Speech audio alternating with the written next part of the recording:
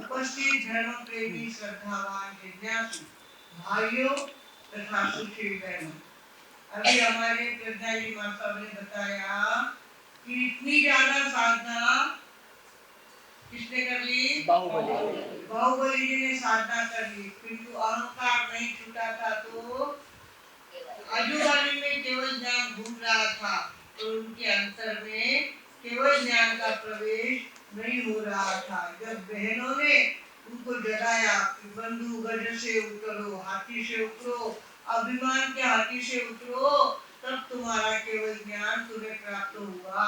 इस तरह से उनको जगाया, बहनों ने जगाया। कुछ भी हो, हमारे यहाँ इतना सुंदर ये इतिहास आदिनाथ भगवान का है, एक एक पन्ना देखो तो देखते रह जाओ, ऐसी बातें हमारे यहाँ पे हुई है। आज अहंकार के ऊपर हमारे प्रज्ञा जी महाराज प्रकाश डाला है। अज्ञानाला आलेला आकार त्याचं नाव अहंकार।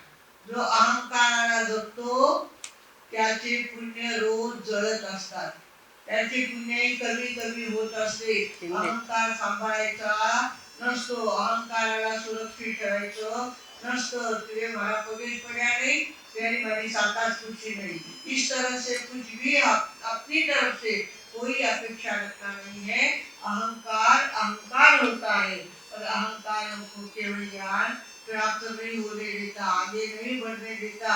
हमको चाहिए, हम तो क्या करते हैं, किसी किसी रूप में अपने बड़प्पन को दिखाने की कोशिश करते हैं, चाहे झूठे ही क्यों ना हो, पर गहरे पहन के आते हैं। मानकर इतना कहना है, लोकांना देखा चाहिए, पैसा हाथ करा, तुम्हारे बगड़िया लोकांना दिशी चाहिए, मानो गड़ा हाथ इसो आगे रखा कि मानो पेंडेंट किसो है, जो मुझे देख रहे हो, वहाँ कहीं कभी नहीं है। इस तरह से आदमी अपने आप को श्रीमंत दिखाने की कोशिश करता है। भगवानों, बात ये हो गई, एक गांव में एक घर के अंदर हाथी घोड़ा सब कुछ थे। श्रीमंती का उनके पास सब साज था। जिन लोगों के पास श्रीमंती होती है वे क्या करते हैं, महल बड़ा बना देते हैं और जिसके अंदर ऐसे पशु रखते हैं। हाथी का घर में रखना है बहुत बड़ी बात होती है, हाथी घर में रखना, घोड़े घर में रखना, इस तरह से अपने बड़प्पन को दिखाने की कोशिश कर रहे थे। और उसमें क्या हो गया, गांव में किसी की मौत होती ना, तो इस घर का लड़का जो था वो क्या करता, घोड़े पे बैठ के जाता। ठाकर नहीं, घोड़ा तो माफी करा, मानकर घोड़ो मकाने को दिखा लगा, जाओ घोड़ा मत जाओ। अब घोड़े पर जाते थे। गांव के सारे लोग पैदल चलने वाले हैं और तुम घोड़े पे बैठ के जाओ, शोभा देता है क्या? चाहे कितना भी पैसा तुम्हारे पास हो, पर अपना बड़प्पन दिखाना नहीं होता है। पर गांव के लोग चर्चा करते थे, देखो मौत में आयो है, घोड़ा में बैठने आयो, मौत में आयो, घोड़ा में बैठने आयो। इस तरह से लोग चर्चा करते थे। पर अपने आप में बातें समझ लेते थे, क्या नहीं करा, वो अभिमान पूरा करे, उसका अहंकार जो है वो अपने घोड़े पे बैठकर संभालता है, तो संभालने तो अपन तो भी क्या करें। पर कभी कभी दूसरे पे जो बीतती है वो अपने पे भी समय आ जाता है। अपने पे भी ऐसा प्रसंग आ जाता है कि हमारे घर में किसी की मौत हो जाती है। उस घोड़े पे बैठने वाले लड़के के पिता की अचानक हार्ट अटैक से मौत हो गई। घोड़े पे बैठ के आने वाले उस आदमी के पिता की मौत हो गई और वो ऊपर पहली मंजिल पे रहते थे। अब पिताजी, वो अकेला घर में, पिताजी मृत्यु को प्राप्त हो गए।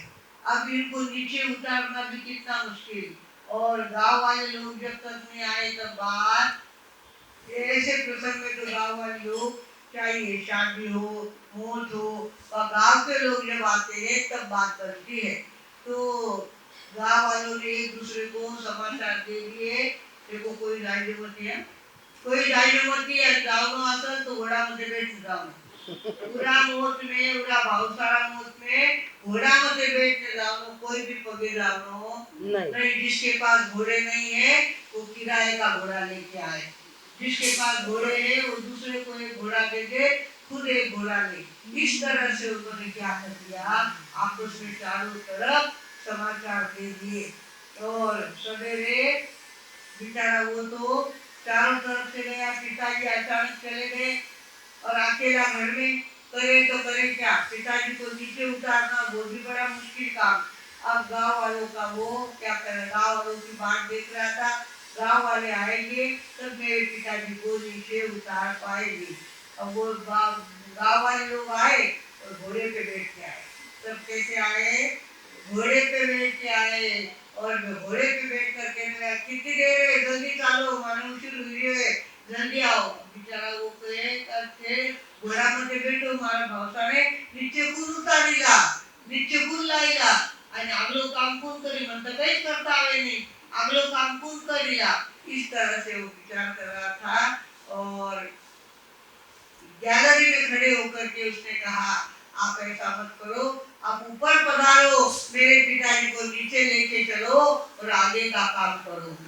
तो वहाँ का जो मुखिया था उसने कहा ऐसे नहीं आएंगे हम, एक एक घोड़े के पास जाकर के तुम विनती करोगे, एक एक व्यक्ति को विनती करोगे, तब सारे नीचे उतरेंगे और तब जाकर के तुम्हारे पिताजी की अंतिम विधि होगी। अब वो बेचारा मरता क्या न करता, गया नीचे, एक एक घोड़े के पास सामने जाकर के हाथ जोड़ के पधारो पधारो पधारो, ऊपर चालो, मारा भावसा नीचे लाओ है, फिर ऊपर पधारो, मरे माफ करो, मरे माफ करो। इस तरह से कहने लगा, एक एक जो आदमी उतरता गया और धीरे धीरे सारा समाज घोड़े के ऊपर से नीचे उतरा और उनके पिताजी को नीचे लेके आए। नीचे लेके आगे भी काम कोई कम थोड़ी होता है, सीढ़ी बांधना क्या क्या बातें होती है उसके अंदर। यहाँ हमारे यहाँ विवेकानंद जी महाराज, विवेकानंद कोठारी चारों तरफ जाते हैं और अंतिम विधि को संभालते। कोई महाराज साहब देवलोक हुए तो भी जाते हैं और किसी के घर में ऐसी घटना घटी तो वहां भी जाते हैं और उनका काम करते थे। इस तरह से कुछ लोगों को होती है वो कला।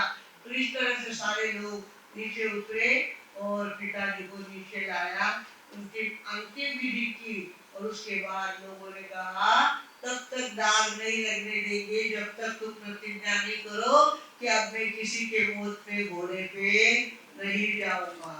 उसने हाथ जोड़ के विनती करी, प्रतिज्ञा करी कि इसके आगे कभी भी घोड़े पे बैठ के किसी की मौत पे मैं नहीं जाऊंगा, अपना पैसा लोगों को दिखाने का प्रयत्न नहीं करूंगा, अपना बड़प्पन दिखाने का प्रयत्न नहीं करूंगा, आप मुझे सभी माफ करें और आगे से ऐसी गलती मैं कभी नहीं करूंगा। इस तरह से भगवानों कुछ भी हो, अहंकार आदमी को किस तरह से सताता है, किस तरह से अटकाता है, इसका प्रत्यक्ष उदाहरण आज हमने देखा है। भगवानों लोगों के पास 4 पैसे हो जाते हैं और सड़क से चलते हैं, बूट का आवाज करते हुए चरर मरर ऐसे बूट का आवाज करते हुए चलते, जैसे हमारे जैसे हम ही हैं, हमारे गांव में हमसे बड़ा कोई है नहीं, इस तरह से दिखाने की कोशिश करते हैं। तनयित्र सितर थे जिनके और मुख पे पान के बीड़े, तनयित्र सितर थे जिनके और मुख में पान के बीड़े, एक रोज जो देखा उनके उस मुख पे पड़ गए कीड़े मान निवारो जी तेरा जन्म अनमोल मुफ्त नहारो जी, प्यारा प्रभु का नाम हमेशा उच्चारो जी, हीरा जन्म अनमोल मुफ्त नहारो जी। आदमी पता नहीं क्यों अहंकार की साधना करता है, क्यों अपने आप को इतना बड़ा समझने लगता है, क्यों अपनी श्रीमंती दिखाने की कोशिश करता है। श्रीमंती नहीं हो तो अड़ोस पड़ोस से लेके आएंगे सारा सामान, बेटी को देखने को कोई आ रहा है, खाना घरी खुर्चा लाएगा ना दादा सामान लायो और उनके लोकांनी बतायो को माहिता खाना घरी काहीच नाहीये, लोकांना घरून आले ते शोभा बढ़ाइए, पर आदमी को पता नहीं शोभा बढ़ाने का बड़ा शौक है। और हमारा समाज तो खास कर्जा करेगा, उसने पैसे लेगा पर एक बार शादी में तो करके ही दिखाएगा। ऐसी शादी करना जो लोगों के आंखों में आ जाए, लोगों के आंखों में आ जाता है। ये जैनी लोग बहुत पैसे वाले हैं, इनके पास बहुत पैसा है, इनकी यहाँ शादियाँ देखो कैसी होती है। शादी कैसे करी है? उधार कर्जा। पैसे लेके की है, ब्याज से पैसे लेके किए, किंतु बड़प्पन अपना कायम रखने की कोशिश करने वाले लोग हमेशा पछताते हैं। भगवानों, हमारे भगवान ने तो पहले से कहा है, क्रोध, मान, माया और लोभ, ये चारों बातें जिंदगी से माइनस होनी ही चाहिए। कुछ भी हो हम इसमें नहीं पड़ेंगे। हमारे यहाँ सनत कुमार चक्रवर्ती का किस्सा आता है। सनत कुमार चक्रवर्ती के सौंदर्य की चर्चा देवलोक में हो रही थी। देवलोक में कह रहे थे पृथ्वी लोक में अगर कोई सौंदर्य देखना है तो सनत कुमार चक्रवर्ती का सौंदर्य है। और सनत कुमार चक्रवर्ती को देखने के लिए दो देवताओं ने रूप बदला और वे देखने के लिए कहा उसे धरती पे आए। धरती पे आने के बाद लोगों ने कहा भाई हमको तो चक्रवर्ती के दर्शन करने हैं और हम बहुत दूर से आए हैं, हमारे जूते भी घिस गए हैं, इतनी दूर से हम आए हैं, देवता ने रूप लिया हुआ था ना। तो इस तरह से कहा। तो सनत कुमार ने क्या कहा, अभी क्या देख रहे हो? बोले मुझे अभी तो मेरी मालिश चल रही है, इसके बाद मैं स्नान करूंगा, उसके बाद कपड़े चढ़ाऊंगा, 1 नूर आदमी, 10 नूर कपड़ा, 1000 नूर नखरा, तब मुझे देखना। इस तरह से उन्होंने देवताओं को कहा। तो उन्होंने कहा ठीक है हम रुक जाते हैं।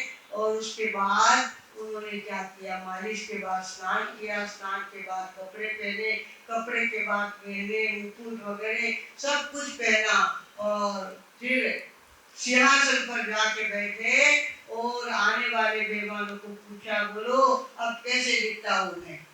तब उन्होंने कहा साहब जब मालिश कर रहे थे तब जो दिख रहा था वो अब नहीं दिखता। आपके शरीर में तो रोगों के कीड़े तैयार हो गए हैं, रोग हो गए, 16 प्रकार के रोग आपके शरीर में हो गए हैं। आप तो रोग का पिंडर अब नजर आता है, वो सौंदर्य आपके पास है नहीं। एकदम से अंदर से जागरूक हुए, हो इतना क्षण भंगुर है ये सौंदर्य, इतना दिखावे का ये सौंदर्य है। अब तो मुझे इस बीमारी की कोई दवाई नहीं करनी है। 16 प्रकार के रोग उनके शरीर में प्रविष्ट हो गए थे और उसके लिए उन्होंने दवा लेना था एकदम बंद कर दिया। कुछ भी कोई दवा नहीं करनी मुझे, जितने कर्म उदय में आते हैं उन कर्मों को देखता रहूंगा पर मैं दवाई नहीं करूंगा। इस तरह से उनके इतनी शक्ति उनके प्राप्त हो गई थी, उनके थूक में भी जलो सही पत्तारू, मतलब उनके थूक में भी शक्ति आ गई थी। उनका थूक अगर इस तरह से लगाओ तो वहाँ का रोग निकल जाता था, तो वहाँ चमड़ी सोने जैसी चमकने लगती थी। इतनी ताकत उनके पास आ गई थी। फिर भी उन्होंने कहा अब तो मुझे कर्म ही खपाना है, कर्मों को नष्ट करना है और मेरी आत्मा को शुद्ध बनाना है। इस तरह से करके उन्होंने क्या किया, अपने कर्म को खपाया और आखिर वे सिद्ध बुद्ध और मुक्त हो गए। भगवानों, अहंकार को छोड़े बिना काम नहीं बनता, अहंकार छोड़ना ही पड़ता है और खास करके विनय को धारण करना होता है। आजकल उल्टा उत्तर देना तो बहुओं को सहज लगने लग गया। बेटे जाने सुकृति के, बेटे उदार सुकृति के मनिंदाई थी मैं क्या करूं? इस तरह से उल्टा उत्तर देते हैं। उल्टा उत्तर नहीं देना चाहिए। हमारे घर की परंपरा थी, पहले खानदानी थी, कुछ भी हो बड़ों को उत्तर वापिस देना नहीं। दीदी थाने शिल्पी को बोसुओने चुपचाप सुन लो और उसका उत्तर मत दो। आजकल तो फटाफट उत्तर दिए जाते हैं और चाहे जैसे उत्तर दे करके अलग होने की तैयारी रखते हैं। भगवान जिस कारण से हमारा वातावरण बिखरा बिखरा हो गया है। पहले कैसा था, समला समला वातावरण था। घर की मूठ बंदी मूठ 1.25 लाख की खुल जाए तो खाक की, इस तरह से कहते थे। आजकल तो बहुओं ने शर्म को छोड़ दिया है और उल्टा उत्तर सासू को देते हैं, ससुर जी को भी उल्टा उत्तर देते हैं और उल्टा उत्तर देने से घर का विनय गुण खत्म हो जाता है और विनय गुण खत्म हो गया तो घर में दैविक शक्ति आना बंद हो जाती है। डिवाइन पावर अपने आप उस घर की कम हो जाती है, उस शक्ति की कम हो जाती है। जिसके पास विनय होता है उसके पास दैविक शक्ति अपने आप आती है और एक काम करे वहां 10 बातें अपने आप संवरने लगती है। भगवानों, विनय गुण को सीखना चाहिए और अहंकार को छोड़ना चाहिए। इस तरह से आज हमारे पिताजी माता ने आपके सामने कहा, बाहुबली का उदाहरण दे करके आपको बताया कि अहंकार था तब तक केवल ज्ञान उनके पास नहीं आया, और जैसे कदम उठाया खाली नमन करने के लिए तो तुरंत केवल 3 लोक और 3 काल का ज्ञान उन्हें हो गया। तो इस तरह से हमें भी अपना केवल ज्ञान प्राप्त करना है। आत्मा की शक्ति पूर्ण खुल जाना, इसका नाम केवल ज्ञान होगा। हमारी आत्मा ढकी ढकी है, अभी हमको तो कुछ समझ में नहीं आता हमारे पीठ के पीछे क्या चल रहा है। और जब केवल ज्ञान हो जाता है, आग ढक के सब कुछ दिखने लगता है। ऐसा केवल ज्ञान की शक्ति सभी में भरी हुई है। सभी के पास वो ताकत है, वो चाहे जितना ज्ञानी बन सकता है। मति ज्ञान और श्रुति ज्ञान तो हमारे पास है, उसके बाद अवधि ज्ञान, मन प्रयोग ज्ञान और केवल ज्ञान, ये 5 ज्ञान हमको प्राप्त हो सकते हैं। और उसके लिए अहंकार को छोड़ना पड़ेगा और विनय को धारण करना पड़ेगा। हम चातुर्मास के दिनों में चल रहे हैं, चातुर्मास की सेवा कर रहे हैं, तो इसमें हम भी अपने जीवन का अहंकार कम करेंगे और अपने जीवन में विनय का गुण बढ़ाएंगे। ऐसी अंतर की भावना सबके प्रति जागरूक करके अपने विराम देती हूँ।